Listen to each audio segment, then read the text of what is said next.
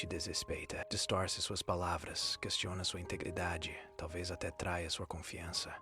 Instantaneamente, algo dentro de você se contrai. Sua mente se enche de respostas que você poderia dar, mensagens que poderia enviar, verdades que poderia revelar. O silêncio parece insuportável naquele momento. Parece rendição. Mas e se o silêncio não for recuo, mas sim posicionamento?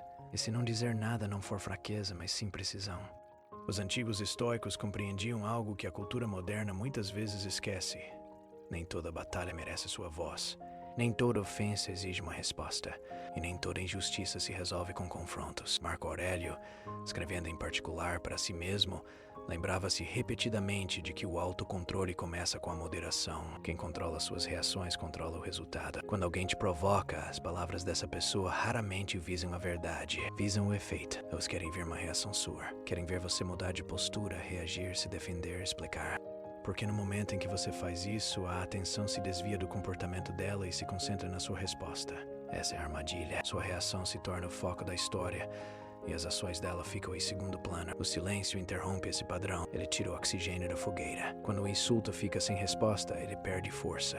Ele se expõe. As pessoas começam a perceber o desequilíbrio. Uma pessoa gritando no vazio, a outra impassível.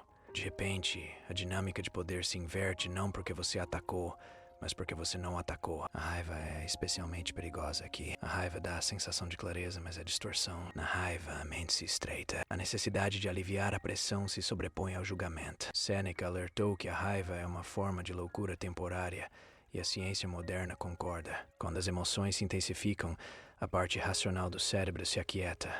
As palavras ditas nesse estado raramente são precisas, raramente necessárias e quase sempre são lamentadas. O silêncio ganha tempo. O tempo permite que as emoções se acalmem. O que parecia urgente muitas vezes se revela opcional após o distanciamento. O que parecia imperdoável muitas vezes se torna administrável. Esperar não é evitar algo, é estratégia. Uma resposta tardia costuma ser mais sábia. Há também momentos em que as palavras são simplesmente desperdiçadas. Algumas pessoas não ouvem para compreender, ouvem para responder. Outras simplesmente não ouvem. Já decidiram quem você é e o que você quer dizer. Explicar-se a alguém que está determinado a interpretá-lo mal é como tentar encher um copo cheio. Not a transport. Nesses momentos, o silêncio não é passividade, é discernimento. Você está optando por não investir energia onde não haverá retorno. Você está protegendo a clareza. Como aconselhou Epiteto, se a crítica for válida, aprenda com ela em silêncio. Se for falsa, deixe-se dissipar por si só. Nem toda acusação merece sua defesa. A fofoca é outra área onde o silêncio demonstra sua força. Falar mal dos outros pelas costas pode parecer inofensivo, até mesmo criar laços, mas aos poucos corrói algo interno. Cada vez que você participa, diminui o nível de conversa que aceita. Você ensina aos outros como se expressa quando alguém está ausente, e eventualmente ensina a eles como você poderia falar sobre eles. Os estoicos acreditavam que o caráter se revela não em grandes gestos, mas na contenção cotidiana. Optar por não falar mal de alguém que não está presente preserva sua integridade, mesmo quando ninguém está olhando. O silêncio, nesse caso, é um respeito próprio silencioso. O silêncio também tem seu poder quando o sucesso entra em cena. A cultura moderna valoriza a autopromoção constante, mas a confiança não precisa de alarde. Quando você conquista algo e resiste à tentação de divulgá-lo, experimenta um tipo diferente de força. Uma força que reside nos alicerces. Seu valor não depende mais do reconhecimento. Ele existe independentemente de os outros o perceberem ou não.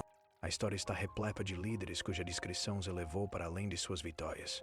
Eles compreenderam que a dignidade nasce da modéstia. Quando os outros descobrem suas conquistas em vez de ouvi-las de sua boca, o respeito se aprofunda. O silêncio permite que os resultados falem por si. Às vezes o silêncio é necessário porque a lição que alguém precisa aprender não pode ser ensinada verbalmente. Você pode avisar, aconselhar, explicar e repetir-se indefinidamente, mas a mudança só acontece quando as consequências chegam. Intervir repetidamente pode atrasar o crescimento. Deixar que a pessoa experimente as consequências de suas escolhas pode ser a forma mais sincera de demonstrar cuidado. Isso não é crueldade, é realismo. Cada um aprende no seu próprio ritmo e algumas lições exigem esforço. O silêncio recua e permite que a realidade ensine onde as palavras falharam. Talvez o silêncio mais difícil de todos seja o silêncio da vitória. Quando você triunfa onde outros duvidaram, quando se prova que você estava certo, quando as circunstâncias finalmente pendem a seu favor, a tentação de falar é forte. The assertor, mas a verdadeira força não se anuncia, não precisa. Os estoicos acreditavam que a forma como você lida com o poder revela mais do que a forma como você lida com a luta. O silêncio no triunfo demonstra segurança interior. Comunica que você não precisa de validação externa para confirmar seu valor. No mundo viciado em reações, indignação e expressão constante, o silêncio torna-se raro e a raridade cria valor. Silêncio estratégico não significa nunca falar. Significa escolher quando suas palavras importam. Significa compreender que nem todo momento é melhorado pelo ruído. As palavras são ferramentas. Use-as com discernimento. Reserve-as para momentos em que a clareza, a verdade ou a justiça realmente as exijam.